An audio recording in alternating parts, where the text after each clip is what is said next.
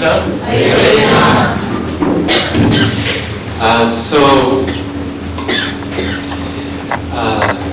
It's so wonderful to be here in Bangalore, and in the United States also, of course. This is my second visit here.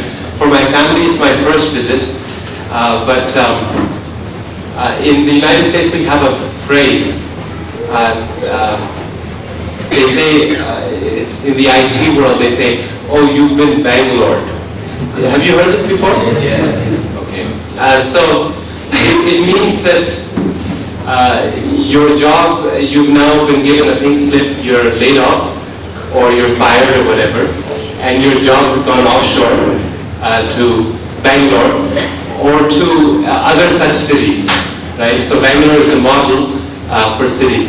So in India, of course, Bangalore is famous for its IT and its technology and all of that.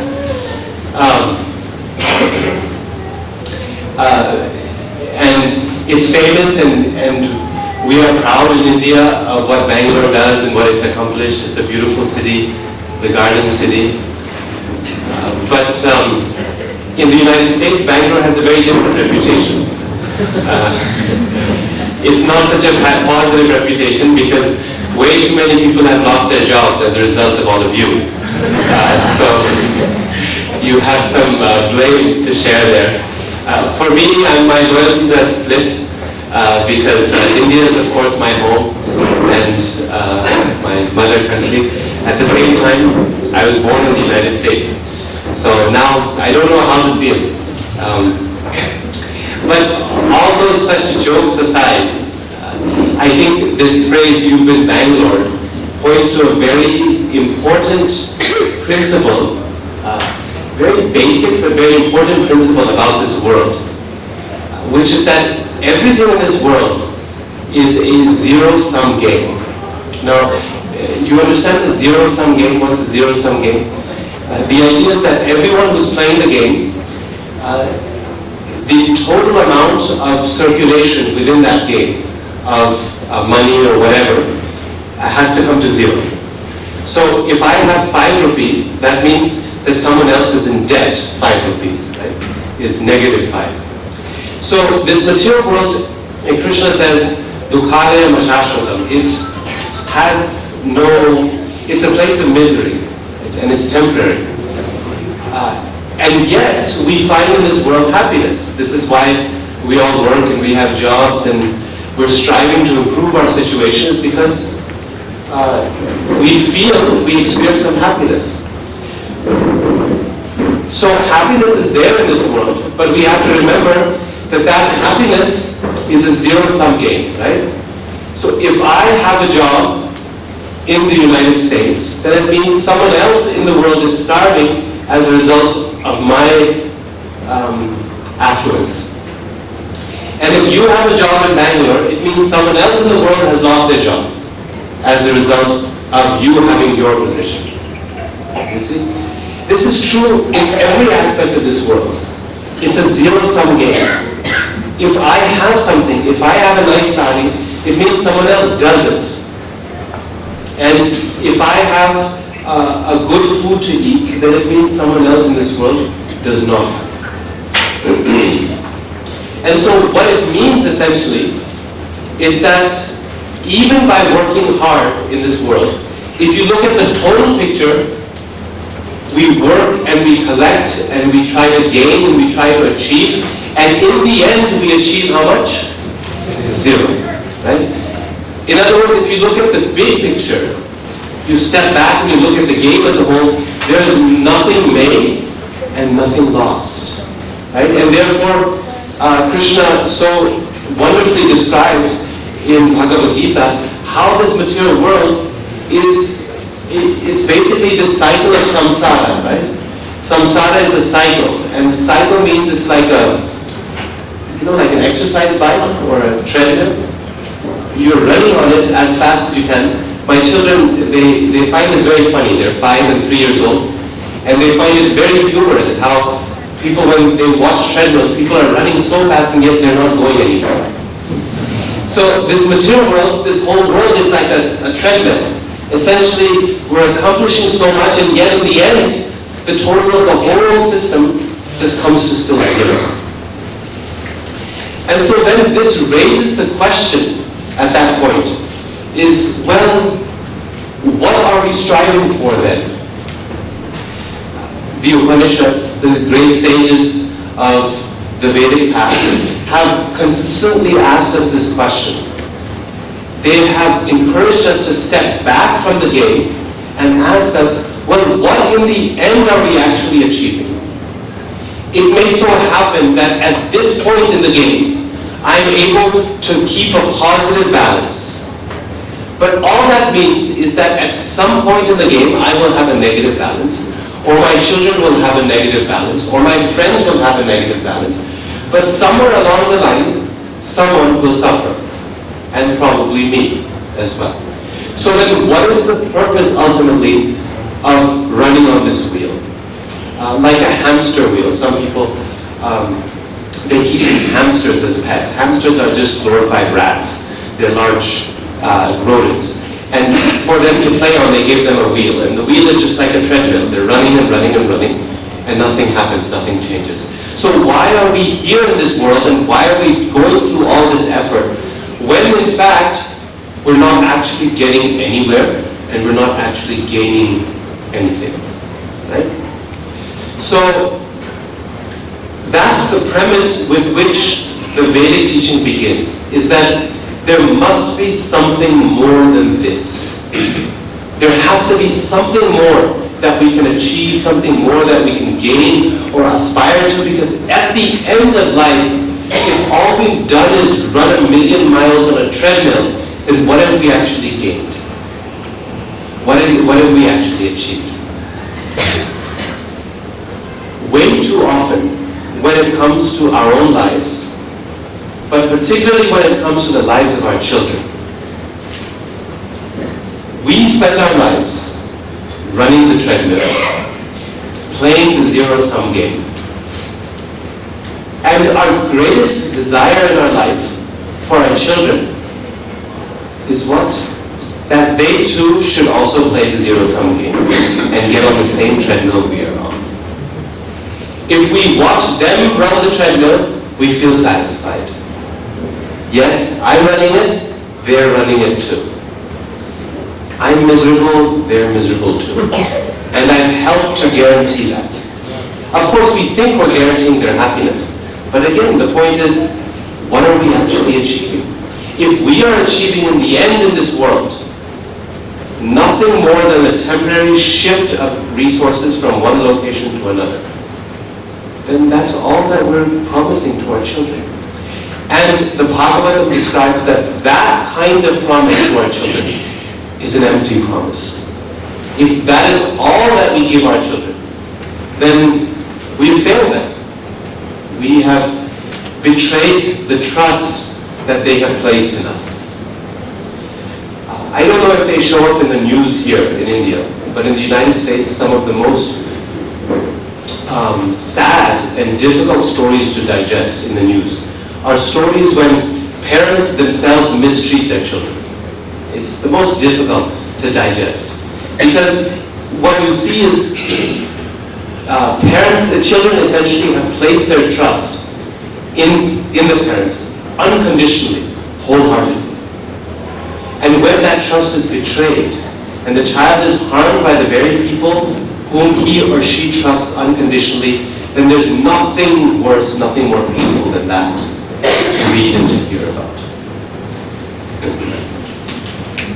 We have to be careful as parents that we don't do the same thing unknowingly.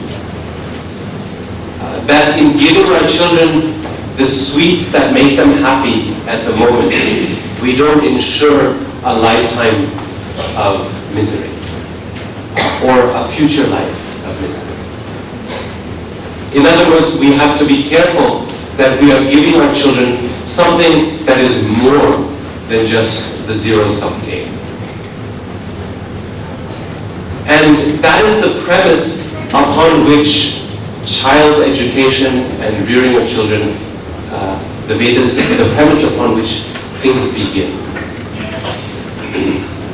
Now, if I were to tell you my own experience growing up, all throughout life, from the time that I could actually think about such things, I found that I spent all of my time at any given moment, most of my time, preparing for what is to come in the future. This is what we tell our children, right? Work hard now, study hard now, so you can get some good life in the future. And it's good advice. There's nothing wrong with that. Right now we're traveling in India, visiting family, going to the Dham, and doing some classes and seminars and things like that. So this trip is, 2 weeks, 2.5 weeks long. And because we're traveling with children, there's two families who are traveling together. Myself and Prabhu from Virginia also. And we have amongst us 2 children each, both small. So we try to plan everything carefully to make sure there's no problems, no hiccups, because with 4 little children between the ages of 1 and 5, it's just very difficult if something goes wrong. So we plan everything very, very carefully. And what we find ourselves doing is we spend half of our time today planning for tomorrow, to make sure tomorrow goes smoothly. But when tomorrow arrives and we are finally in the destination that we want to be, doing what we want to do, what do we end up doing instead? Planning for the day after. And our whole trip has gone like this. Where are we now? It doesn't matter because we're planning for where we need to go next. So we're in Bangalore, but our main concern is, well, how are we going to get to Tirupati tomorrow? And what is the planning mechanism involved there? That is a microcosm of what we end up doing in our life as a whole. We plan today for tomorrow, and tomorrow when it arrives, we plan for the day after. When I was doing my undergraduate studies at the university, the whole focus was work hard, because if I get good marks in this course, in this class, then I will have a good grade point average, a good GPA. That will lead me to get a first-class degree, and from there I will be able to get into a good master's program, etc., etc. So when it came to my Krishna consciousness, spiritual life, and things that are of ultimate and lasting value, I always thought, let me just finish my BA. This is a lot of work. And then after I finish my BA, then I will have some time for Krishna. So I finished my BA and I thought, wow, this is a really good accomplishment. I have a degree now. But before the BA was finished, even before it was done, the year before it was finished, already my concern was not to whether I'm going to get the BA or not, because that was practically already in the bag. Now the concern was, where do I get my master's degree? What do I do? What university do I go? And I thought I was busy when I was doing the BA. When I did the master's, things became even busier. And the master's, I thought, let me just finish the master's degree. This is a time of life where I have to focus on my studies. Then after that, I'll give time for Krishna. And my spiritual life, I'll really make sure. Because, by Krishna's grace, okay, my parents are devotees. They gave us this Krishna consciousness early on. So I understood the importance of it. But I thought, let me postpone it a little bit. I'll focus on it a little later. And so, okay, after his master's degree, I have to get the PhD. And BA was busier, MA was even busier, but PhD, oh my God, it was really busy. A lot of work to do. Full time, 4 years. And I thought, I just have to get the PhD. And then Krishna, I promise, I'm going to give time to. After all, what's after the PhD, right? Once you're a PhD, you're a doctor, then the degrees are finished, no, studies are finished. You can't go more than that. So, okay, PhD is finished. Now what? Well, at this point, year before PhD is finished, Now the job. Right? You have to focus on the job. Because having a BA and being unemployed is bad, but being an unemployed PhD is really, really bad. It looks really poor. So we think, okay, now I have to get a job. I thought the PhD was busy, but when you start working for an employer, for a boss, then life really gets busy. I thought first year, second year on the job, let me focus on the job and establish my career. Then I'll give time to Krishna. Then I'll focus. Everyone told me, your life is busy now. Wait till you get married. Then you'll see how busy life is. And it was true. I got married, and life got even busier. Now instead of thinking for one person, you have to think about the needs of two.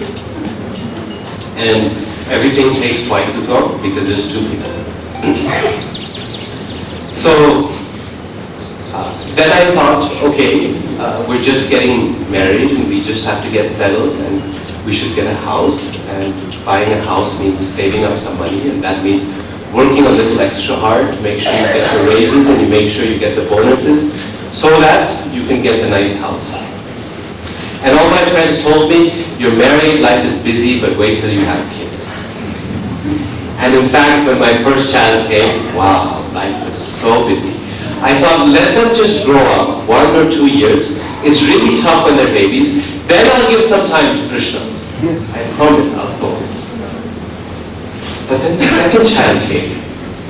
And we thought we were completely busy with the first child. I don't know where we found time for the second, but somehow the second one got squeezed into. Now we're concerned about their education. How will they get into a good university? They're just 5, but already we're worried about their education, right? I mean, if they don't get into the best preschool, they won't get into the best elementary school. If they don't get into the best elementary school, they won't get into the best high school. If they don't get into the best high school, they won't get into the best university. If they don't get into the best university, then they won't get the best jobs. If they don't get to the best jobs, they won't be able to compete, and their whole life will be miserable, right?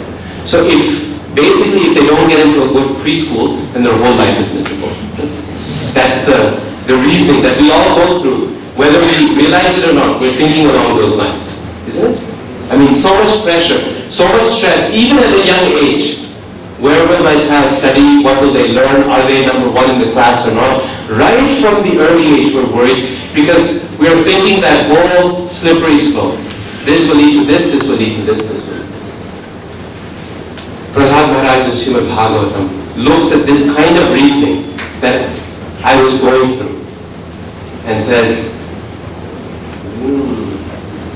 this will never, that day will never come when you can focus on Krishna. It will never happen. And at some point, this was about halfway through my PhD, I realized, no, I'm living life now. I'm not preparing for life. This is life. And if I'm not able to be Krishna conscious at this moment, and I'm not able to make Krishna a priority at this time, then it will never happen. Kumaram achare prajño dharman bhagavatam yaha. Prahlad Maharaj says that it has to begin right from the start. Otherwise, it's never going to happen. And he gives a very similar progression. 10 years for this, 10 years for this, 10 years for this, 10 years for this. We get an education, we get married, we raise our kids, we go to a job, and one day we die. And that's it. It's finished. And in the end, we're left with zero. Right? The zero-sum game. It always wins. It always wins. No one has a positive balance at the end. No one. So the question is, can we give our kids a better alternative? Can we give them something more? And not only can we, but isn't it our responsibility as parents to prepare them for something more, something better? And this is where I want to tell you a few principles to keep in mind. Of course, this is a huge topic in terms of raising children and in terms of focusing on their education. But I want to give you just a few measures, some framework within which to think, and then the details we can address in questions or in discussion and so on. You see, we live in a world where if we want to give our children something of spiritual value, if we want to give them Krishna consciousness, then essentially we are fighting against the current. We are trying to swim upstream. Just recently in Mayapur, we took a boat ride to cross the Ganga to get to the other side. Now, such a powerful river, such a swift flow. If you happen to fall in the middle of a river, okay, this is where you are, and this is where you started off. You fall into the river, you're swept up by the current and you're flowing downstream. You want to get back to the bank. How do you get back there? Well, essentially you're being swept by a very powerful current. This is where I started. If I decide to turn around and swim directly upstream, am I likely to make it? No. The average person does not have the strength or the capacity to swim upstream to get to the point of origin. What most people recommend for survival in such a situation is that you swim sideways, not upstream. You swim sideways, and as you're swimming to the side, you allow the river to carry you a little bit downstream, right? So in other words, here are the banks, you're here in the middle of the river, you're swimming this way, and where will you end up? Here, okay? So the bank is here, you're swimming straight perpendicular to the current, but you will end up at an angle, this way. This is the way the world works when it comes to raising children. The world is carrying us in this direction. I think you will all agree with me. If you look around us, not just in the West, but also in India, the thrust of the current is heading inexorably in the direction of materialism. There's just no question about it. Every year I come to India, and in the space of 1 year the difference is incredible. It's stunning actually. It's amazing how quickly. It's not just coming to India, but I end up teaching some of the brightest minds from India as they come for undergraduate and graduate work at universities in the United States. And forget knowing about Krishna consciousness. Most of these young men and women do not know the basics of our Vedic culture. Not the basics of it even. If we think, if we are under the illusion that just because we are in India, therefore somehow they will pick up spiritual culture. It may have been true 50 years ago, 100 years ago, it's not true anymore. We tell our congregation there, many of whom want to move back to India, because India is up and coming, the economy is good, and often you can do better in India than you can in the United States. It's not that people now sell an arm and a leg to just stay in the United States. It used to be like that. They would sell anything to just stay there. But now it's not like that. Okay, if it's good, maybe I'll stay. If it's not good, I'll come here. You know, it's not like that. But we tell people one thing: if you need to go for family, if you need to go for a career, go. But if you want to go for spiritual life, don't expect it will be any easier there than it is here. If you're going for your children, don't expect that they will come out any better there than they will here. Because the world has changed, and India has changed a lot with it as well. And it continues to. So the stream is flowing downward. And most of us do not have the capacity to swim directly upstream.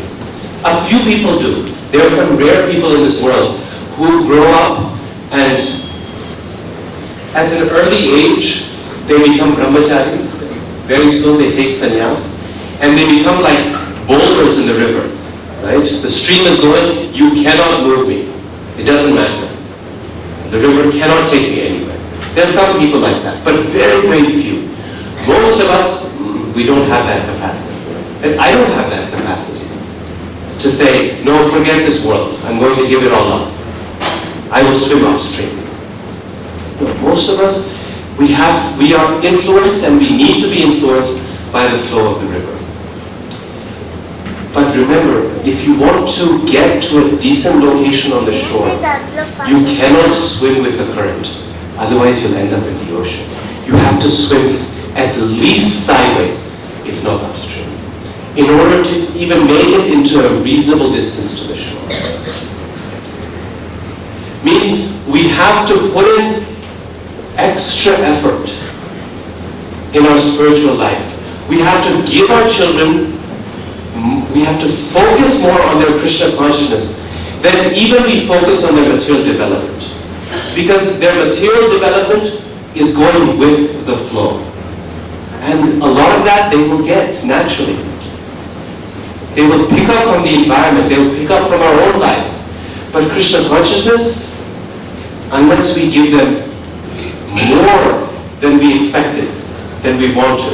If you want to get to the shore, you want to get here, you have to aim up here. Otherwise you won't even get here. You see what I'm saying? So if we want our children to be halfway Krishna conscious, we have to insist that they become fully Krishna conscious. Then you will end up halfway Krishna conscious. And if we are happy with our children being halfway Krishna conscious, then they'll end up zero Krishna conscious. That's the nature of this world. If we think, so our dream is that children become materially successful, really, really good and successful, and they're also religious and dharmic. They go to the temple, they're good and moral, and they are respectful towards sadhus. That's all I want. So that's all the training I give them. They will end up with next to nothing in their spiritual life. Because the world, the current, will carry them further downstream. But if you try to give them full Krishna consciousness, then maybe they'll come out halfway decent as devotees. That's the nature of this world. It's just like a pendulum.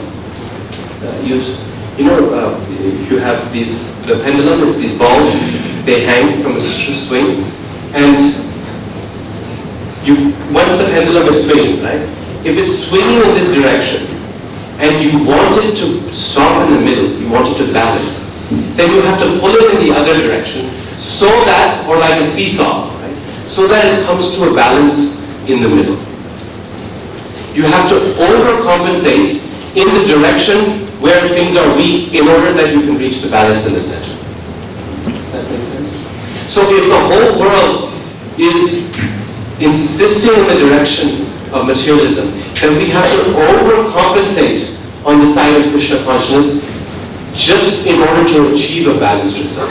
Right? So what I'm describing here is not to turn our children into sadhus and sannyasis. Right? If that is our goal, then okay, there's a whole different formula.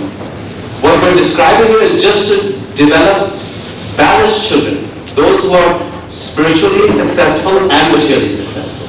Just to achieve that balanced result, we have to overcompensate on the spiritual side, just to compensate for the stream, for the flow towards materialism that we find in this world. So that's the first thing to keep in mind when it comes to raising children. That Krishna consciousness has to become a priority. It cannot become a secondary. We have seen so many cases, so many instances of parents who thought that they were doing a decent job at raising their children with culture, with religion, with morality, and ended up becoming so disappointed and shocked later on in life. Because that was not enough, it was not sufficient. Now, people sometimes worry. You give so much of this religion and Krishna consciousness to your children. All of these restrictions. Is it really good for our children? So often we get asked this question, everywhere in the world. That all these restrictions that you're putting on your children, are they really good? They have this short hair and this choti and shikha, and they're doing this mala, and they cannot eat this and they cannot eat that, and no onions and no garlic and no eggs, and they go to birthday parties and they can't even eat the cake because the cake has eggs in it. And we bring them to the temple and they attend the programs, and they often sit through classes like these nice little kids here are sitting through the class. So people look at us and they go, this is too much for children. Shouldn't you give them freedom? Shouldn't you give them, generally in India, when people hear about children doing spiritual life, they feel really upset that this is something meant for old people and you're making little kids do it. Like in our family, before they became devotees, when we would do Ekadashi Vrata, they would be shocked that this Ekadashi, this Gyaras is for old people. When they grow older, they can do these vratas and stuff. Anyway, your digestion is bad, so it's good to do vratas. But now, in their youth, they should eat and enjoy, they should play, and then you're making them do this mala and stuff like that. This is the time for playing and for enjoying. And we have this sense that bhakti is for old age. Krishna is for old age. And for young people, it's a time to study and to learn and to play. That's it. So this question comes very, very often. Are all these restrictions good for our children? But there's one important point to keep in mind here, which is that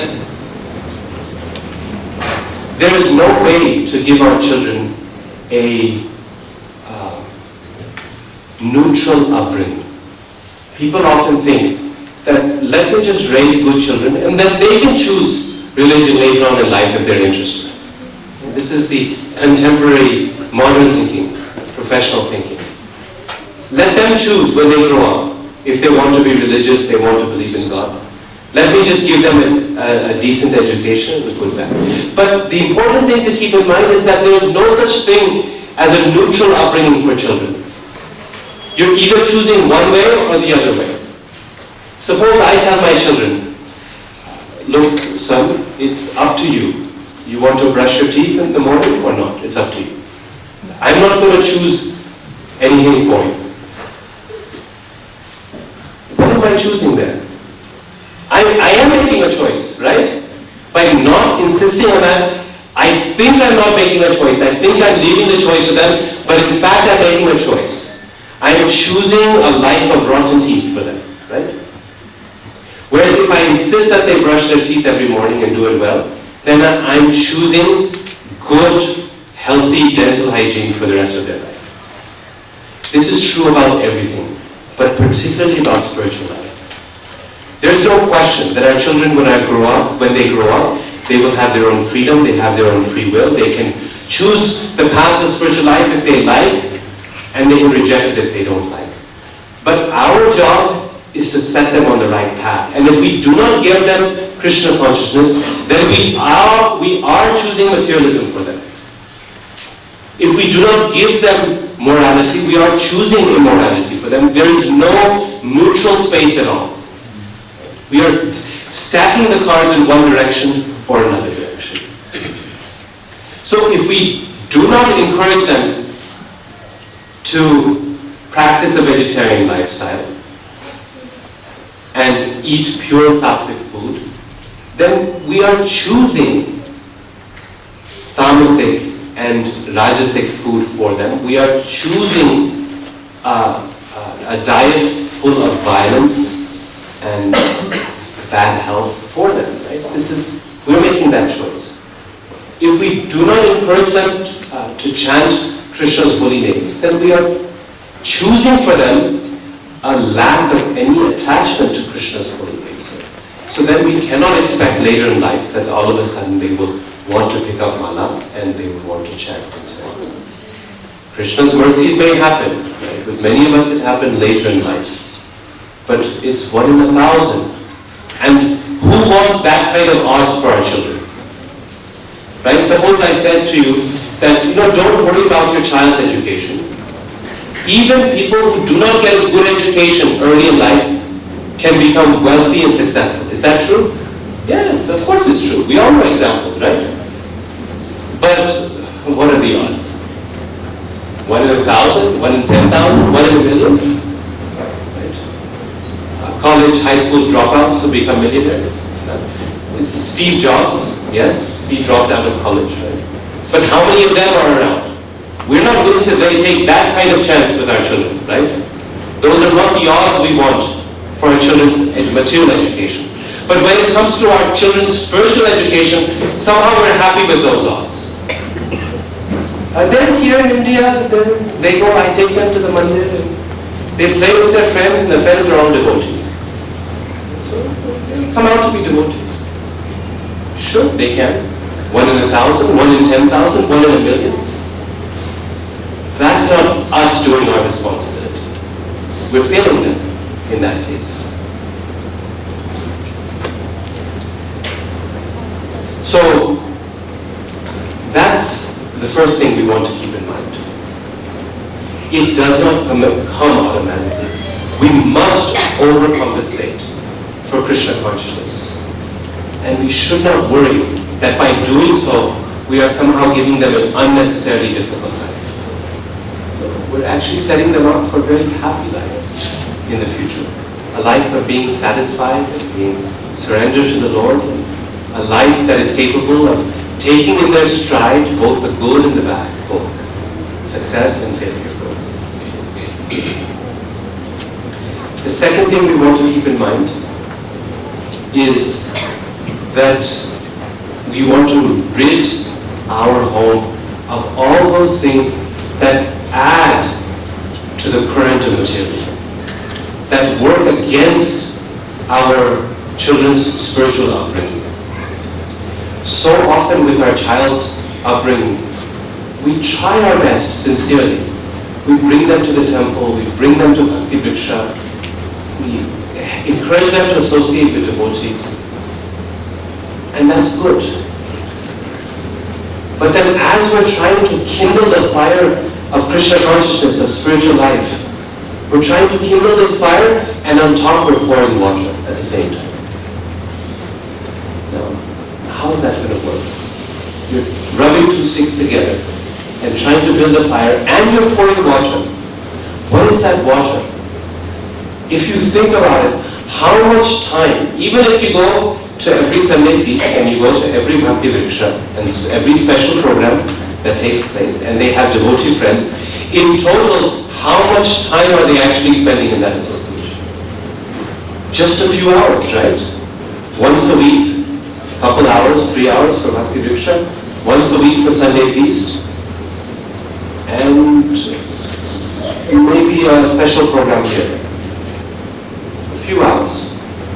The vast majority of time they're spending is with us, with the parents, with you and me, at home. And when that home environment is not conducive to Krishna consciousness, then all the other efforts that we make in that regard can be like drops in the bucket. It can be like trying to light a fire while pouring water at the same time. The number one thing to keep in mind in terms of creating the positive home environment for the good upbringing is to limit the screen time. That means many different things. The first thing is to pull the plug on the television. To pull the plug on it altogether. Studies after studies after studies have shown that the television and screens in general have two sorts of problems. Content and the mode of learning. Both. Content and method. Both are problematic. Content-wise, there's just no question about it. All four of the principles that we teach our children to follow avoid, the 4 regulative principles that we ask them to avoid every day are broken, not just broken, but glorified on the television. This is not just the case in terms of actually seeing something really bad on the TV, but in very subtle ways. Very subtle ways. The glorification of sensual life, the glorification of the body, the glorification of all of this materialism in a subtle way. One of my friends, who's an American, not from India, visited India recently and was watching Indian TV and of course couldn't understand most of what was happening. But one thing he said afterwards, he said, have you noticed how many ads for soap there are on Indian TV for salmon? This type of soap, that type of soap, this type of... It's a very unusual thing. In America, no one will pay millions of dollars for a TV ad for a bar of soap. Somehow this is an Indian thing, a fascination. And every bar of soap has the same purpose, right? To make you fair. Fair and lovely for the women, fair and handsome for the men. So, there it is, right? Just soap. What can be so bad with soap? But you've all seen the ads for the salmon, right? For the soap. It's all what? Glorification and the beautification of the body. Insisting on emphasizing this point that this is your goal. This is what success means. Is if you can look fair and you can look beautiful, that is success. Or even if you can't look like it, you use this soap, then your wife will look like this. Or your husband will look like this. Or maybe you'll get a wife like this. It's all there. It's all there. Conveyed in a very subtle but very powerful way. And studies have shown that children are 10 times more likely to believe what they see on a screen than what they hear from you and me. Because it becomes real. It's there. So content-wise, there's just no question. But then, on top of that, in terms of method as well, you think, well, let me just show them educational programs. That's it. The amount of learning that they do watching an educational program is minuscule compared to the amount of learning they would do, learning about the same subject, hearing something recorded from a teacher from anywhere, or reading something for themselves. They've done studies of people's brain activity when they're on watching TV, and the brain activity is next to nothing.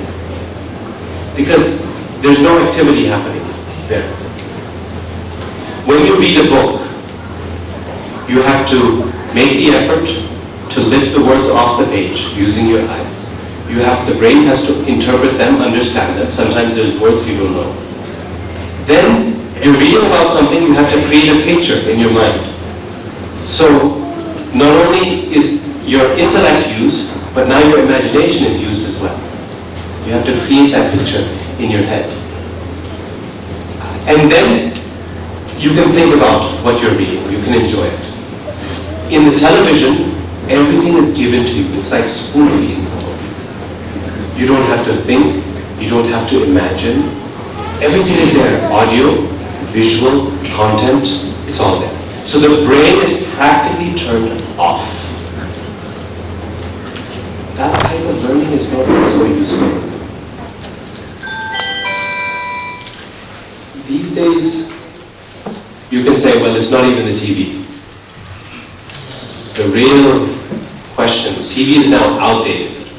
It runs in the home, in the background, just as a, in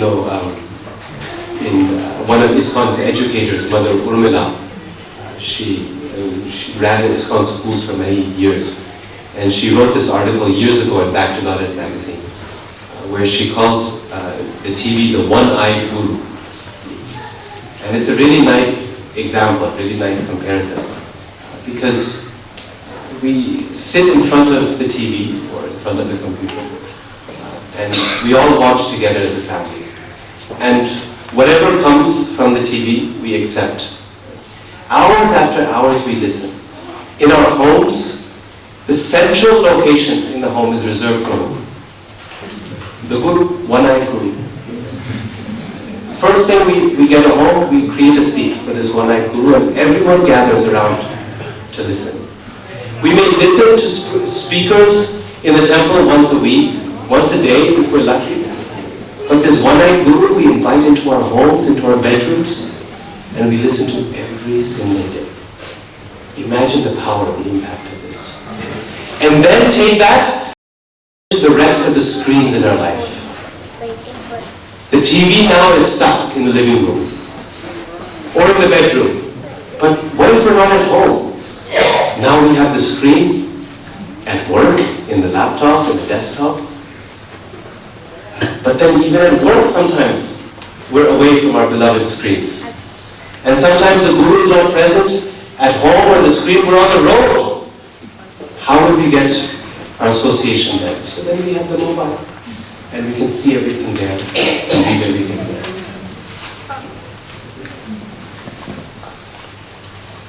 The bigger problem today is not the TV, it's the internet.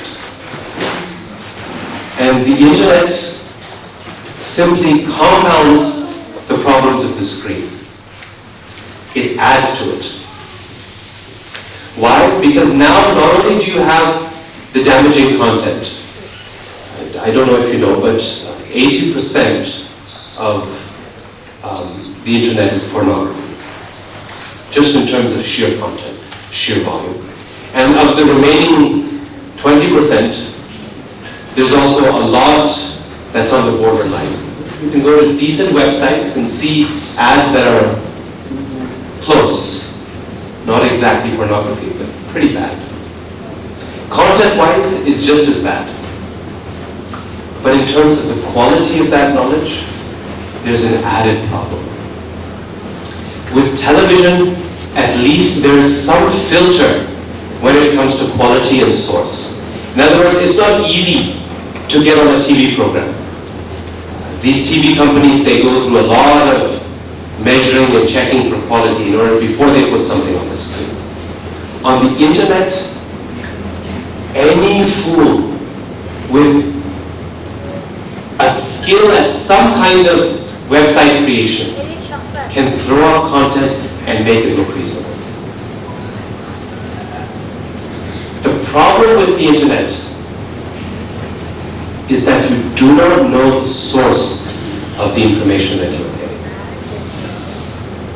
According to the Vedic system, more important than the content of knowledge is the source of knowledge. Because the content is something that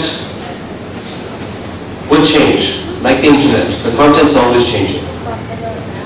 If your source is reliable, then you can know that the content will be reliable. But if your source is unreliable, then even good content can be misused to harm you. Right? Good content in the wrong hands can harm you. Even though it's true, just like the atomic bomb, atomic energy. It's a fact, it's a reality, it's great scientific achievement. In good hands, nuclear power can give life and energy to millions of people. In the wrong hands, it can destroy the world. Content is fine, but the person who is wielding that content is more important here.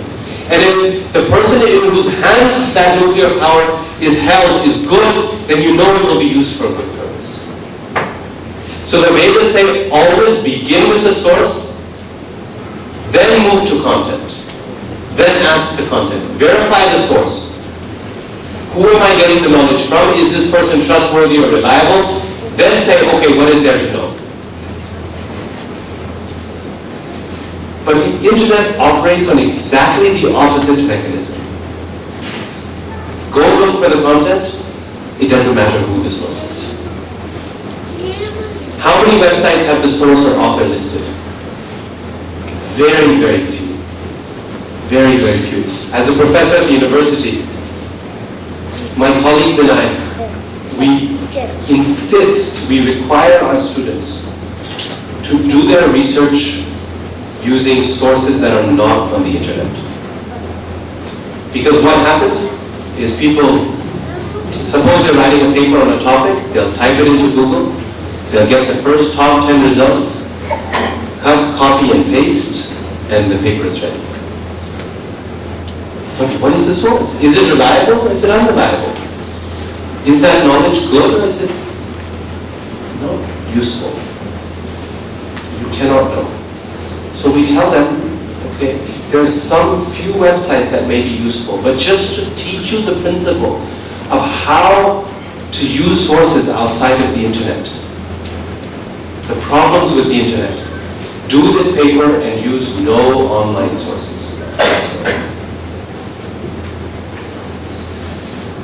So, this is perhaps the single most important thing that we have to keep in mind in terms of raising our children in Krishna consciousness. We may not be able to swim upstream, but if we don't want to end up in the ocean, we don't want to be swept away completely, we don't want them to be swept away, then we have to pull the plug on the school. Now, it's a fact that they need computer education. I mean, I'm speaking in Bangalore after all. They need screen time. But we have to keep in mind that the screen is only a tool. That's all it is. It's not our life partner. It's not our source for friendship and for socialization. Despite all the social media that's there, I find that students who enter the university today are less socially capable. Despite the fact that they're socially connected to everyone on the internet. They say they have 10,000 friends on Facebook. But when it comes face to face in making a new friend, they're incapable of holding a conversation. And you know, some of the clearest examples of this come from students from India. The brighter the student, the more socially incapable they are. Because they have spent their entire lives glued to a screen or to a book. The internet is not our social partner, it's not our friend, it's not our source for company and relationships, it is merely a tool. And just like a hammer is a tool, right? But how many of us would dream of carrying a hammer around all over the place? And bringing the hammer to our bed also, and keeping the hammer in the car? That would be crazy, right? So, why with the screen? Why do that with the screen? So that's the second thing to keep in mind. The first thing was we have to overcompensate for our children's Krishna consciousness. The second thing is we have to remove what is negative, what is working against it. And the third thing is something positive. Is to say that if we want our children to grow up to be devotees of the Lord even in adulthood, then the most important thing we have to focus on is to make sure we give them a strong identity as devotees of Krishna. We give them confidence in their identity as devotees of Krishna. There comes an age in life where children become embarrassed. If they don't have that confidence, they become embarrassed about the fact that they are devotees.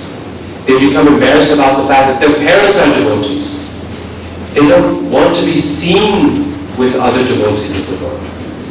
This is a challenge. It happens particularly in teenage years, but it can happen earlier. Sometimes it happens a little later. We tried our best to give them Krishna consciousness, but they didn't end up sticking with it. Why? Because their identity as devotees was weak. They did not feel confidence in the fact that I can stand up with some pride, with my head held high, and even though society may laugh at me, I can say, yes, I am a Krishna Bhakta. No, I am not afraid afraid to wear tilak or to dress in this way. No, I'm not afraid to tell my friends that yes, I'm a devotee, and yes, I hang out with them, and yes, I like to spend my time at the temple, even though it's unpopular. And yes, I'm not afraid of my relatives who can offer so much social pressure. I remember growing up, my parents were the first in our family to become devotees, and then gradually others became devotees by their encouragement. My uncles and aunts and my grandparents and so on. But in the beginning it was a real struggle for them. They would come to India, and we always have kept very short hair. This has actually become a little long now to travel. But we've always kept short hair, even as children, and we have this shikha in the back. And we would come to India and we'd visit our family, and they would pull my parents aside and they would say, क्या हुआ, बच्चों को अच्छे school में भर्ती नहीं हुई क्या? यहाँ इंडिया आ जाओ, यहाँ पे अच्छे स्कूल में एडमिशन करवा देंगे. Did they not get good admission? Come to India, we'll get them into a good school. And my parents would be like, why are you saying that? They're in good schools, they're studying well. नहीं, अभी से साधु बना दिया. In other words, they're thinking, they must have not gotten admission in school. They must have failed. This is why you cleared their hair and made them shikha and dhoti kurta, and now they're walking around with mala. They must be material failures, right? Otherwise, why would you encourage your children in that direction? It was a genuine concern on their part. And that concern, it also took the form of a lot of pressure, family pressure. What are you doing? Why are you messing up your children's future? It was only after several years when they saw our material progress, they said, oh, okay, well, I guess it's okay. And that worry and that pressure turned to admiration. It changed. This is our special challenge as devotees of Krishna. If we want to walk this path, we have double the work to do. Because we have to excel both materially and spiritually. No one should be able to say this person is a devotee, therefore he failed. This person is a devotee, therefore they did not get a good job. No one should be able to say that. And it's not just they should not be able to, but our life will become difficult. Because there's so much pressure.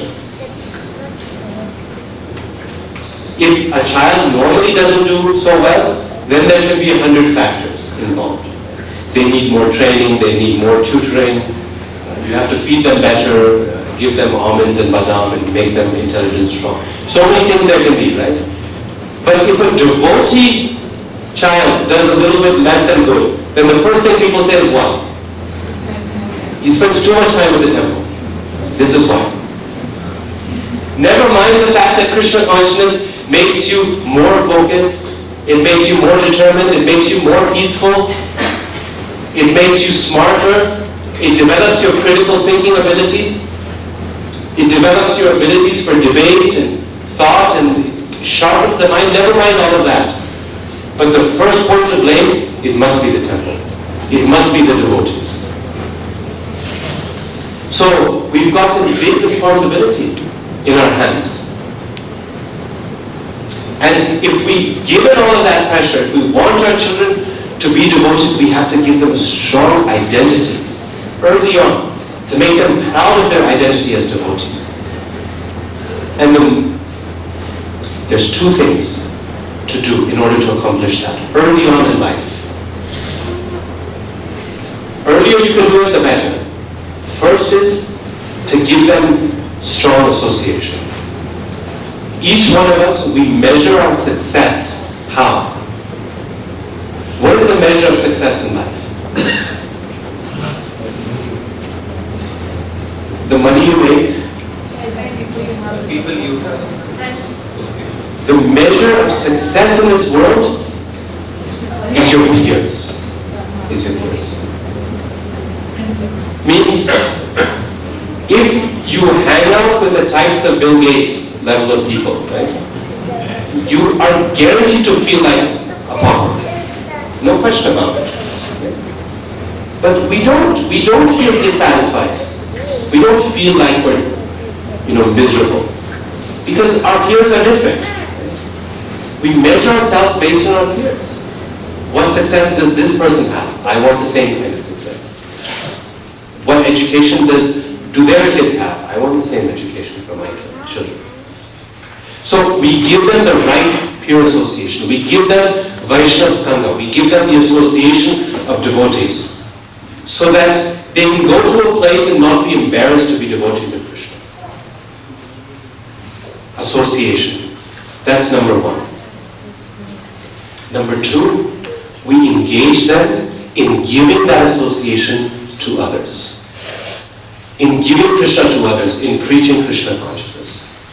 Now you can say, well, he's now, Radhika Raman is just saying this because ISKCON guys, they're always into preaching, and so they want to spread the mission, and so they want to use children even for this purpose. Yes, one can say that, but it's a fact. With anything, forget Krishna consciousness, with anything, when you teach someone else, you learn it yourself very well. There's no better way to learn than to teach. Anyone who works in the profession of teaching knows this for a fact. You think you know a subject. When you stand in front of a group of students to teach it, poof, all of that is gone. I thought I knew it, I learned this. And yet it's not there anymore. You have to relearn everything. And relearn it in a way that actually makes sense to someone who doesn't know it. That you've actually learned it. When our children are capable, when they go out in public, and they give Krishna to others. Whether it's through programs in schools, whether it's through book distribution, whether it's through Namahatta, whether it's through giving classes, whether it's through participating in plays and dramas. But in any capacity, when they take Krishna in public and they give it to others, their identity as devotees becomes stronger. They're in a situation where they feel, yes, I'm a devotee of Krishna, I'm comfortable being one, and I'm happy to be one. And we have to give that early to our children. Because this question of social pressure and social worry is not there early on in life. It only comes later. It comes as a result, as they grow up and they mature, and it comes particularly from our own embarrassment and our own worry. I'll be really honest with you. I've had this shikha from the beginning, from early on, since I can remember, as a little kid. I've gone through my whole life. Elementary school, I've gone through university. I've gotten admission in good schools. I've gotten jobs. Now I'm a professor, I'm head of department. I still carry this. I know for a fact that there are some jobs for which I was rejected. Most likely because they saw this, it was obvious I was a devotee and they didn't like it. But you know what I thought? It really does hurt when that happens. And it will happen to us as devotees. When we become devotees, there are people who will like us for it and people who will not like us for it. There's no question about it. But I thought, if these people dislike devotees enough that just by the mere appearance of me being a devotee, they rejected me for the job, then would I actually have been happy working there? I would have had to lead a double life, to live incognito. Much better I work in a place where I'm accepted for who I am. And I can be that with confidence and with some pride. All of that has worked out fine. There were moments of nervousness, moments of worry, moments of maybe I should let my hair grow out more, maybe I should make the shikha really small and thin. There were times like that, but I was able to get over it. Now, I've got 2 little kids of my own, and they want to have a hairstyle just like Baba, 5 years old and 3 years old. and they've got their little shikas and short hair. Now we go anywhere, grocery shopping, in the market, we go into the airport, I take them to work, and now we've got 3 people with short hair and these flags waving in the back, and this guy came up. And for the first time in my life, I was confronted by the fact that, my God, this is embarrassing. What will people think? Well, 1 is okay, but 3 all together. And people look at me and they think, what are you doing to your children? Already you're turning them into fanatics. What I mean to say is that in our own lives, we can struggle and we can get over our fear and embarrassment. We have to face it, right? As devotees, we have to get over something. I don't know how many of you have been on public Sankirtan. There's a process of getting over, what if my colleagues see me? What if my family sees me? As we become devotees, visiting our family, facing up to the fact, no, I don't eat this, no, I don't do that, no, we've given that up. What do you do? What do you eat? Is there anything you do for fun? There's a process, right, of getting over that, and we can do it. We, clench our lips and we say, no, I gotta do it. But when it comes to our children, that's when things become really difficult. And the children are not embarrassed, but we are embarrassed. And they pick up on that embarrassment. We're not worried about our own future, we're worried about them. It becomes twice as difficult with our children. All the challenges we face as devotees, those same challenges come back for our children twice as much. But we have to keep in mind that worry, that embarrassment is not coming from our kids, it's coming from us. Up to a certain age, children do not know what it is to be embarrassed or social pressure or all of that. Their main standard, their main measure for what is appropriate and what is inappropriate, what is right and what is wrong, is their parents and other very close family members. So when we give them very early on this strong identity by engaging them in the public distribution of Krishna consciousness, so that they go into situations where they can be proud of being devotees with other devotees and feel confident about this. Then when the time comes in their life, 13, 14, 15, 16, 18, where they have to do that on their own, then there is a chance that they will be able to do that and be confident and accomplish it nicely. But we have to start early with that. We have to start before they have a chance, before society has a chance to define for them what is embarrassing and what is good, and what is bad and what is socially acceptable. So, my petition, my theme for this talk is to request all of us to seriously consider not just putting our children on the wheel, on the trigger. Not just blindly accepting the definitions of success that society gives us and saying, no, I want to make sure that my children are materially successful, but at the end of their lives, they leave this world with something more than they came in with. That they do not leave empty-handed. That they leave with some Krishna consciousness, and I want to make sure that I give them this gift for their own good and for their own future. And if we can do that, then we have fulfilled our responsibility as parents. There's a beautiful verse in Bhagavatam that says the same thing. Pita na sasya, janani na sasya. One should not become a father, one should not become a mother. One should not become a guru, one should not become a teacher, one should not become anyone in a position of responsibility if you cannot show your dependents the path towards liberation. We are failing our children if we do not do that. So this is our great responsibility as parents. We cannot guarantee success, but we can stack the cards in favor of success. And if we do that much, then it's okay. We can be peaceful. I did my best. Now it's their life. It's up to them how they want to live. Then we can become detached once they grow up. Then the challenge is the other way. That's a different lecture. First the challenge is you become concerned about their future and their spiritual future, not just their material future. And then the other half of life is once they've grown up, now we have to learn how to become detached and back off and say, okay, now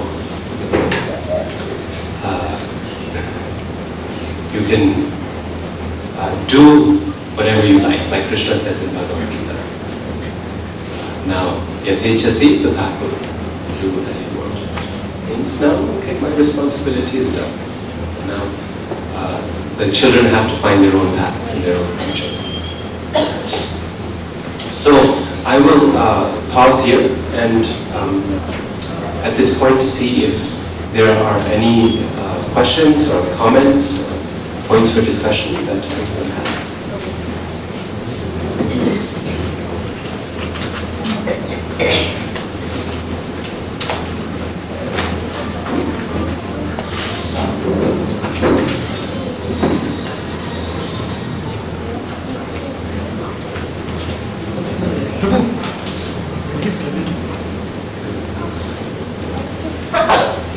We have some chits which Ajay Prabhu is distributing. If anybody has any questions, we request you to write them down.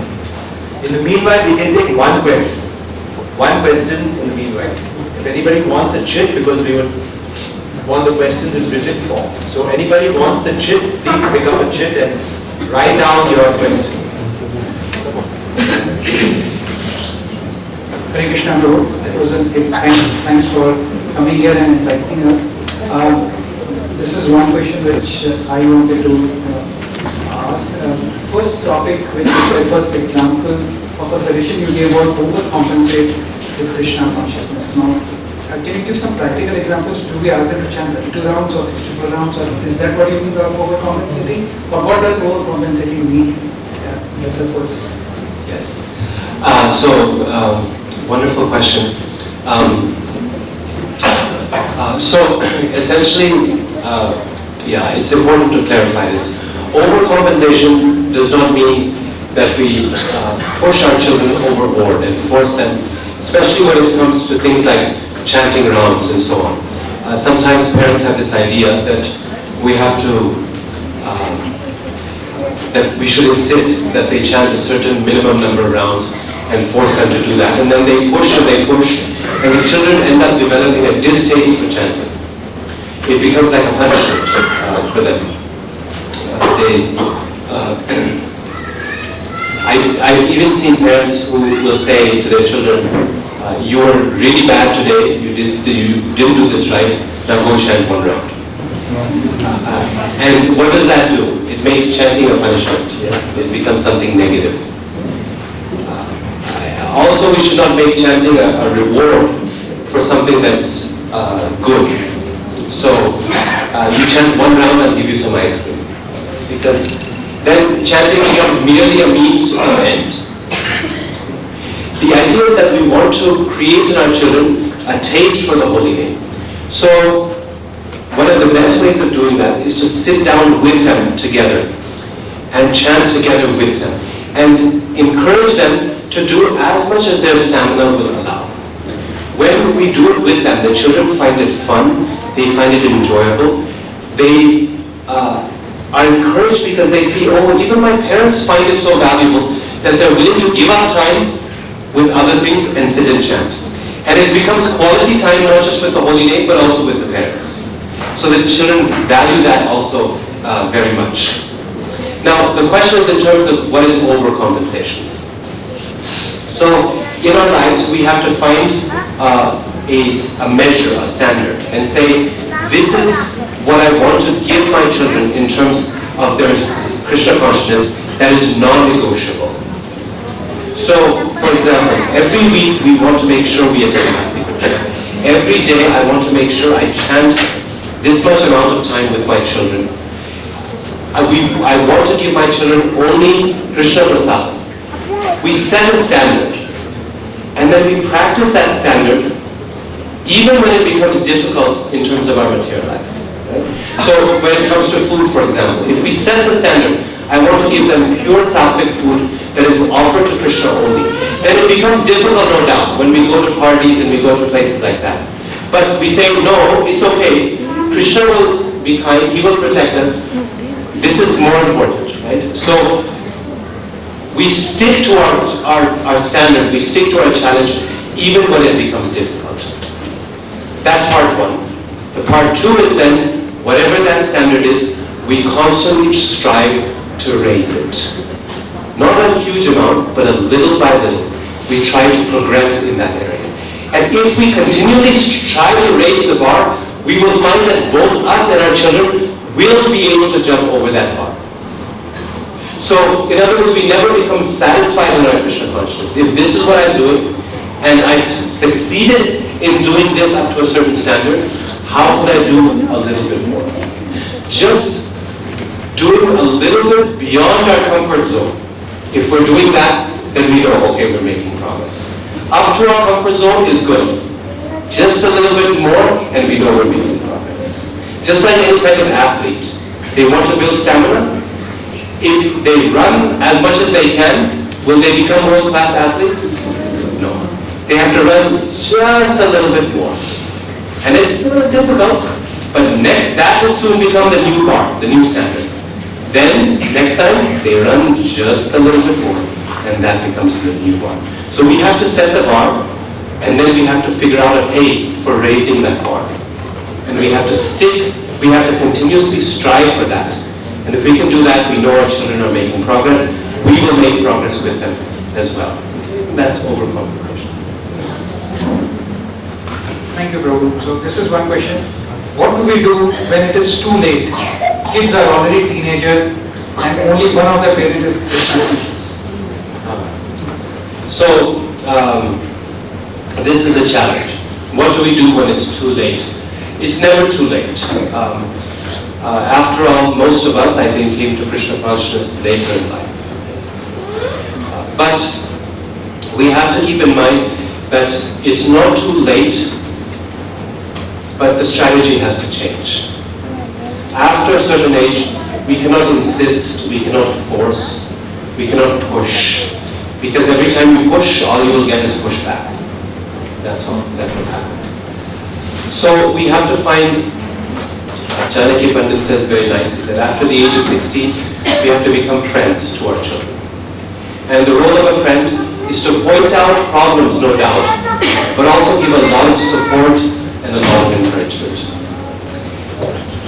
Have you ever had a friend who always, every time you see them, they will point out some problem or issue? Friendship doesn't last, right? It disappears very quickly.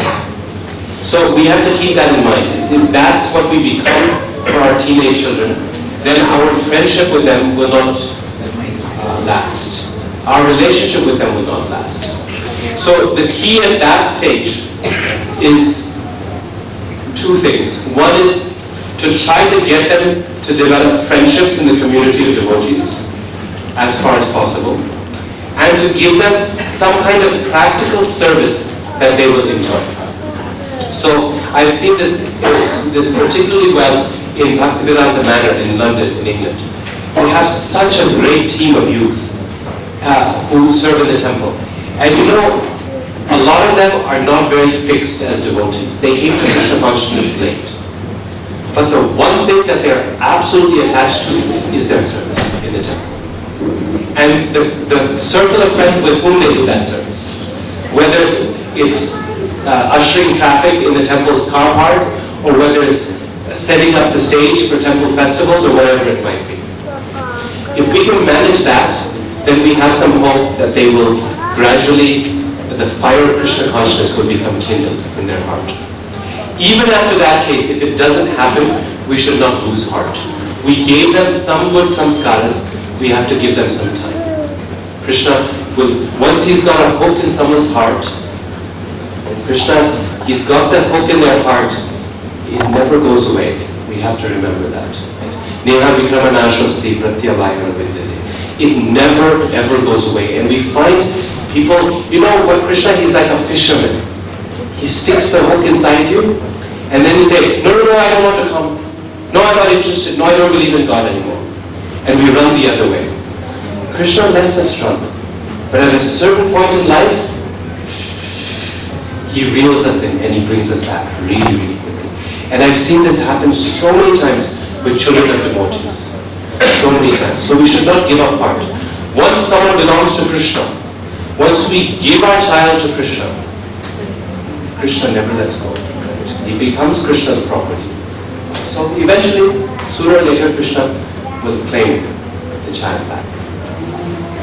Thank you. Thank you, Prabhu. So there are a couple of questions, and I'm combining them. This is around how do we engage kids without forcing them, and what is an entertainment for them? And then added to that, they are saying that it is a limitation of a lot of us are staying in a nuclear family. So how do we ensure that we don't force them and we provide entertainment to them in Krishna consciousness? Yeah. So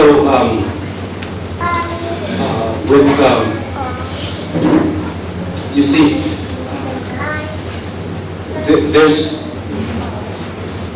there's two ways in which we can get someone to do something. There's a very nice story from Aesop's Fables. I think it's also in Hitopadesha.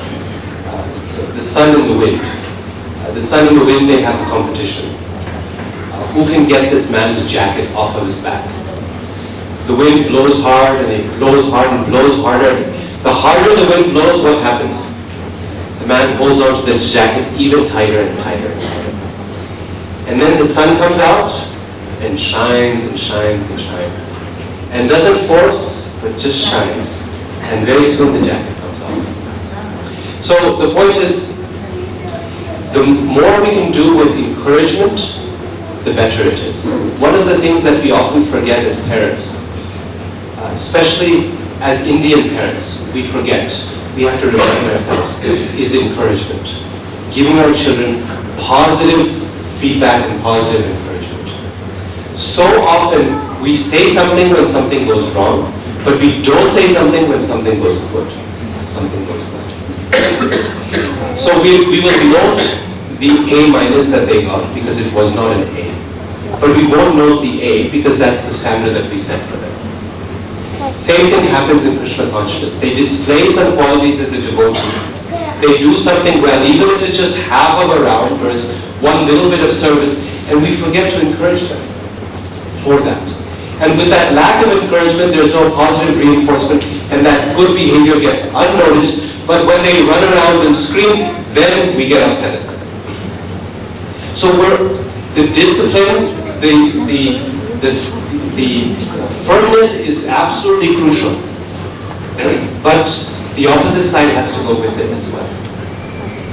And if we encourage them in whatever Krishna consciousness they are showing naturally, and they will show natural Krishna consciousness, there's no doubt, if we show Krishna consciousness. Because, like I said, that is their model. This is what they're looking after. They want to become like their parents. They will show some Krishna consciousness. We just have to notice that spark, and we have to fan it. We have to encourage it. And when we encourage it, it will grow stronger. And then you encourage it again, you fan it again. Of course, the discipline side is also there. We can talk about that. But the encouragement is the best way to avoid forcing. Because if we force, then we develop a negative taste for Krishna consciousness. They don't like it anymore. Because this is something that my parents made me do. But if we encourage them to do it and we give positive reinforcement, then that's going to fan the flames that are already present. Oh, then the other question was about entertainment. Especially in a nuclear family, the social side can be very difficult or very challenging. So, of course, this depends on the age of the children. But there's two things I would encourage. One is that inside the home, you see children's misbehavior comes from one of two reasons. Either, small children, either they don't have their needs satisfied. They're hungry or they're tired or whatever. or they're not engaged. That the mind is empty, they don't have enough engagement, and even if there's an engagement, the engagement is not challenging for them. You've given them the same task 100 times before. And those are the two most common causes for misbehavior. The key here, in terms of keeping them entertained, is to give them new and challenging tasks to perform. Entertainment for a child is just facing a new activity, a new challenge, exercising a new set of muscles. The idea of entertainment as separate from work, this is a very, very newfangled concept which has no precedence in history. That this is entertainment. I turn on the TV, we watch a movie, and this is work. The line between the two is not at all clear. Work is something you have to do, but entertainment is the same type of thing. It's a new challenge, it's a new set of muscles. And we engage our children, we say, okay, engage them, for example, in deity worship. If you have deities at home, then don't keep the deities off limit for children. Even very small children, 3 and 4 years old, under your guidance can do everything. They can bathe the deities, they can dress them, they can do arati, of course, you don't give them the flame, but they can do everything else. You engage them in this way, in new ways. The same thing Srila Prabhupada said, that the children simply do the same program as the adults, but at their level. That's the only thing. And that's entertainment. That's entertainment. The idea that we need an Xbox and that we need video games and that they need a special set of entertainment tools. This is a very recent concept. Throughout history, children have not entertained themselves in this way. So we should not succumb to that idea that now I need a whole arsenal of tools to keep them entertained and a whole schedule of entertainment for them. Engage them in the same activities of Krishna consciousness. If they accomplish it, raise the bar a little bit more and do it with them if you can. That is entertainment. Prabhu, you said devotees have a double responsibility to excel materially and spiritually. So isn't this a kind of a pressure? Because we say we have to excel materially and spiritually, isn't there more pressure on us? Yes, it is a lot more pressure if we don't have sufficient faith. You see, the pressure is directly proportional to the amount of faith or shraddha we have. Faith means what?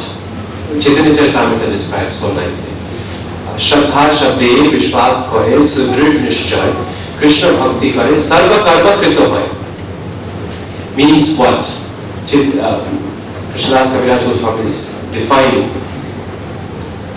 Shraddha shabde vishwas kohe. By shraddha we mean the firm conviction, sudrid nishchay. Krishna bhakti kare. If I do Krishna bhakti, service to Krishna, then sarva karma krito hai. Everything else in my life will be taken care of. Means, if I focus on my Krishna consciousness, make Krishna a priority, then Krishna will make sure that everything else, materially speaking, in my life and my children's life goes well. But because we don't have that faith, then we end up juggling too many balls in hand. One foot in this boat and one foot in this boat. Material boat and spiritual boat. And so long as they go well together, things are okay. And then they start separating, the current goes apart, and our legs are widening and we don't know which way to jump. That's called stress, it's called pressure. I've got all this pressure at work, I've got all this pressure here also. But we have to gradually build that shraddha, we have to build that faith. That Krishna bhakti kari sarva karma krita. That when that pressure, that stress arrives, if I choose Krishna in that situation, then everything else will be taken care of. My father had this experience so many times as a working man. He was a he's retired now. He was a product manager at Hewlett Packard for many years, and in Boise, Idaho, in the United States. And he used to, we ran a temple in our home and gradually it became a separate temple. And if you know the temple life, so many festivals, so many visitors and senior devotees coming, and you have to do everything. And deity worship, they were the only families in the beginning, my friends, in Boise. And so it was a lot of pressure that way, but also he had a job, he was working full time. And sometimes, as a result of temple activities, he would be late for work. It would be morning Bhagavatam class, a sannyasi was visiting, he had to look after, he couldn't just leave, he'd be late for work. And he'd be running, and just on that day, all the lights were green, there was no traffic, and his boss was late to work as well. And on the days where he was late to work, just because of, he was whatever, slow or whatever, didn't want to go in, that day there was no protection. The boss would be there, where were you, and what's happening. All the lights would be red on the way to work. But if any time we sacrifice for Krishna, we have to keep in mind that Krishna will never penalize us for serving him. Why would he do such a thing? If we believe that Krishna is a person, why would he say, you spent extra time chanting your rounds today. You finished your rounds today. Therefore, today at work I will make sure you fail. Or at that exam you will not do well. Why would Krishna do such a thing? Why would he penalize us for being a devotee? He'll never do that. And in school and exams, my brother had this experience often. Same thing, temple activity or whatever, and he wasn't able to get in the study he needed to get in. Just that particular time, a friend, this happened several times, friend would come over, say, I have the question paper from last year, you want to take a look? And he would have a look, and just so happened the teacher used all the same questions for this particular. Means the point is Krishna helps, and each time Krishna helps, our shraddha, our faith grows a little bit. And we think, Krishna helped this time, he'll help next time also. And the next time we're able to do a little bit more for Krishna. And again Krishna comes through. And we do some more and Krishna comes through again. And our faith increases and it increases. And pretty soon we're lifting mountains for Krishna and Krishna is lifting mountains for us. And that's called bhakti. That's called shraddha. That's called faith. So no doubt life as a devotee is challenging. There is a lot of pressure when we become devotees. There's no question about it. It's so much easier not to worry about any of this, not to question, who am I, what is the purpose of life, what am I doing here? So much easier. But that's just because we're starting off. As our faith increases, gradually that pressure will reduce as well. Thank you, Prabhu. Very nice. It's right, going with the flow is much easier than going against the flow. So this is the last question we are picking up. There are other questions, because of paucity of time we can't, so maybe you can reach out to your Bhakti Visha leaders and get them their test. So Prabhu, the question is, we stress so much on association.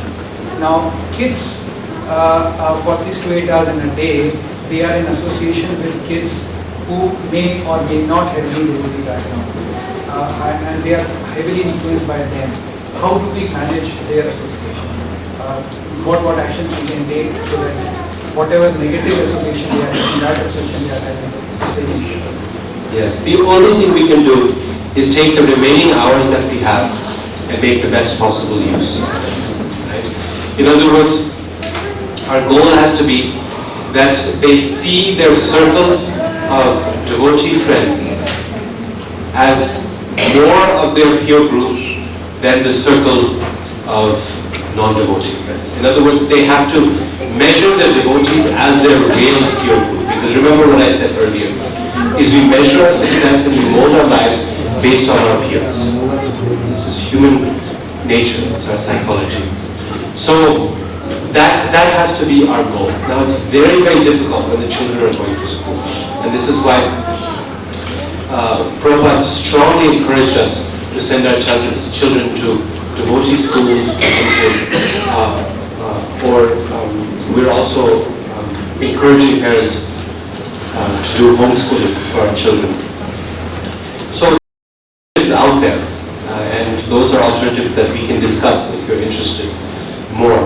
But in general, okay, most children are going to school. This is the best situation for them. So the most we can do is then compensate for that outside. There's one thing I think that I should mention, which I haven't, which is probably the most powerful in terms of compensation. If you're trying to make up for 8 hours of association in just a few hours, because you can say 24 minus 8, you have a lot of hours, but practically you don't. 8 of their best hours, where their energy and they've got enthusiasm are gone. What you're left with is the remaining hours when they're tired after school and they're exhausted and they're cranky and they're hungry and they're sleepy, and all of that time goes in sleep and so on. So practically speaking, we need to find some very effective strategies, because it's not an equal game, right? Means if they're spending 8 hours in non-devotee association, you don't even have 8 hours with them, except on weekends. So one of the most effective or powerful ways of doing this is to make sure that with our children we study Srimad Bhagavatam, that we study Prabhupada's books. This is a whole separate topic, a seminar on studying Srimad Bhagavatam with our children. But the essential point is that if we read Bhagavatam with our children, specifically Srimad Bhagavatam is very powerful. This is listed amongst the 5 most potent forms of devotional service in the nectar of devotion. Rupa Goswami describes worship of the deity, association with devotees, chanting of the holy names, residing in the holy town, and reading of Srimad Bhagavatam. 5 most potent forms of devotional service. And what that means is even a little bit of association with one of these 5 things can lead you to complete success. So this is what we're looking for, right? Little bit of association, because we don't have all the time in the world with our children, leading to full success. So Bhagavatam is very powerful, because as children grow up, and by that I mean after starting the age of 6, their intelligence starts to develop. They want answers, they want to know, they want to discuss. Their mind is hungry, it's like a muscle, it needs to be exercised. And if spiritual life for our children, all it means is jao mande jao matha teko. If all it means is, swinging the agarbatti, and that's it, they're getting no intellectual satisfaction from their Krishna consciousness, they will not stick with it. Where are they getting all their intellectual satisfaction? From the school, right? Point is, in their Krishna consciousness is just mechanical. And starting at the age of 6, that is not satisfying for children. They have to be able to use their brain, they have to be able to use their intelligence. And starting that early age, we can read Bhagavatam with them. They can read Bhagavatam themselves. It's not difficult at all. We've done this with dozens and practically now hundreds of children around the world. You sit down with them and you read translations. If you sit in a circle, right, as many children as you have, 1, 2, 3, sit together as a family, take turns reading the translations from Bhagavatam. Choose, beginning with a story that they will enjoy. Prahlad, Varahadev, there's many stories, those are the standard ones. But the story of Vritrasura, even you may not know all the ins and outs of the stories of Vritrasura. Such a complicated and exciting story. Sit down with a new story none of you have read. Read the translations in a circle and discuss with them. Raise questions. Not questions of what did he say, what is it, don't turn it into an oral exam. Discuss questions like, why is Vritrasura being glorified here, even though he's a demon? Why does he look so horrible with those fangs and eyes, and yet he's praising Krishna? It doesn't make any sense. And Indra is the not so right guy here, and yet he's a demigod. So what does it mean to be a demon or a devotee? Right? These questions, what's amazing is not just you will raise them, but the children will raise them. And you may not know the answers to those questions, but that's okay. Discuss it with them and teach them how to think and how to read critically. And you will find that their mind will become sharpened, not just in spiritual matters, but also in academic. My own education was 75% based on Bhagavatam. When I went into the university, I had not read Shakespeare, I had not read The Lord of the Flies, I had not read any of the books that they read standard outside. But when faced with those books, it was not difficult to read and understand them at all. Because the level of thinking and the level of interest that are found in Srimad Bhagavatam is incomparable, this literature. Puranam Amalam is the ripened fruit of all this literature. It's the ripened fruit of the Vedas, it's not ordinary. So, develop their intellectual conviction in Krishna consciousness. Give them some food for the brain also. And in this way, you can compensate for everything, the negative influence that they get from outside. By developing a love for Shastra, a love for scripture. It's not just, some people look at me, they look at my family, and they say, oh, it was different. My mother now teaches children how to study Bhagavatam. At any given time, she's working with 100 children from all different parts of the world.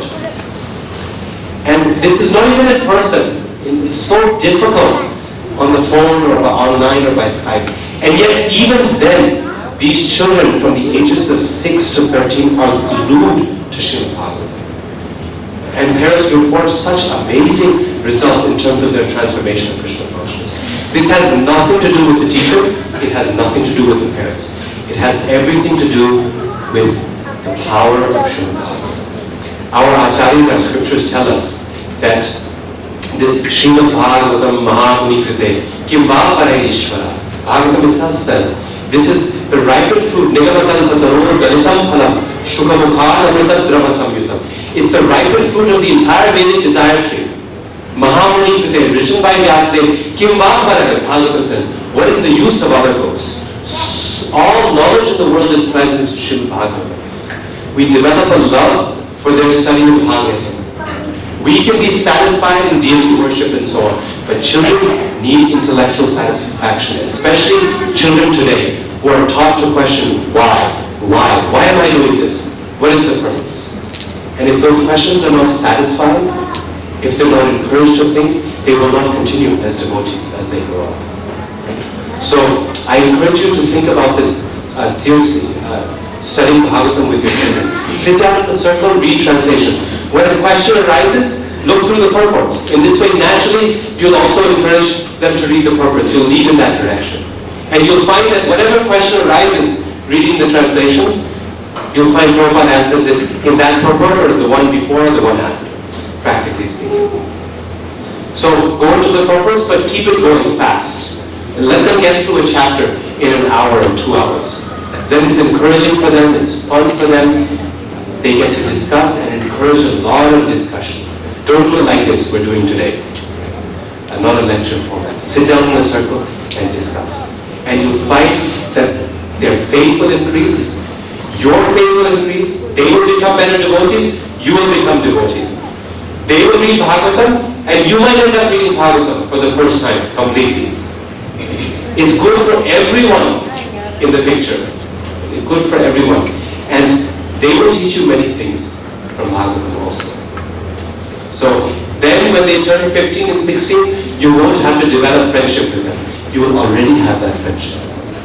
Our parents report that their relationship with their children becomes closer, it becomes improved after they do this regular reading of Bhagavatam. At least once a week, if not more.